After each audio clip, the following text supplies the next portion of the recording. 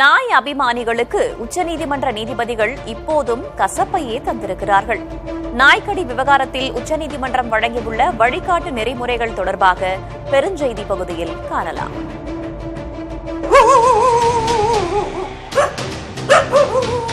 கடந்த ஆகஸ்ட் 11ஆம் தேதி நீதிபதிகள் பர்திவாலா மற்றும் மகாதேவன் அடங்கிய உச்சநீதிமன்ற அமர்வு டெல்லியில் உள்ள தெருநாய்களை 8 வாரங்களில் பிடித்து காப்பகங்களில் அடைக்க வேண்டும் என்று உத்தரவிட்டது.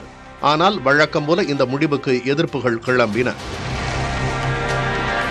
விலங்கு நல ஆர்வலர்கள் நாய்களை காப்பகங்களில் அடைப்பது அவற்றின் இயல்புக்கு எதிரானது என்றும் முறையான வசதிகள் இல்லாத இடங்களில் அவை துன்புறுத்தப்படும் என்றும் வாதிட்டனர்.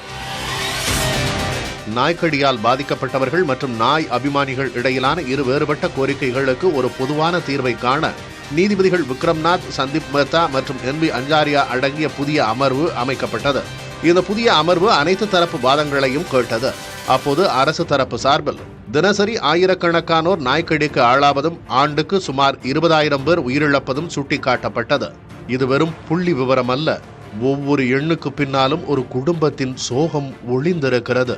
அதே வேளையில் விலங்கு நல ஆர்வலர்கள் தரப்பில் நாய்களை சிறைப்படுத்துவது சரியான வழி அல்ல என்று வாதிடப்பட்டது.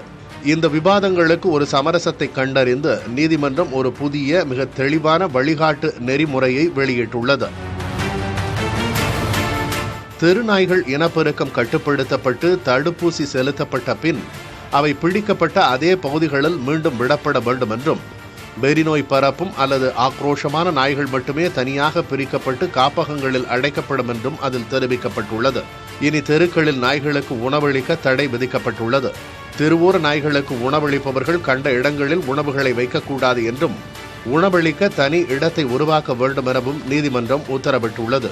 மாநகராட்சிகள் தெருநாய்களை பிடிக்க பிறப்பித்த முந்தைய உத்தரவை தடை செய்ய மறுப்பு தெரிவித்த உச்சநீதிமன்றம், தெருநாய்களை பிடிக்கும் நடவடிக்கையை மாநகராட்சி ஊழியர்கள் மேற்கொள்ளும் போது அதனை தடுப்பவருக்கு 25,000 முதல் 2 லட்சம் ரூபாய் வரை அபராதம் விதிக்கப்படும் என்று எச்சரித்துள்ளனர்.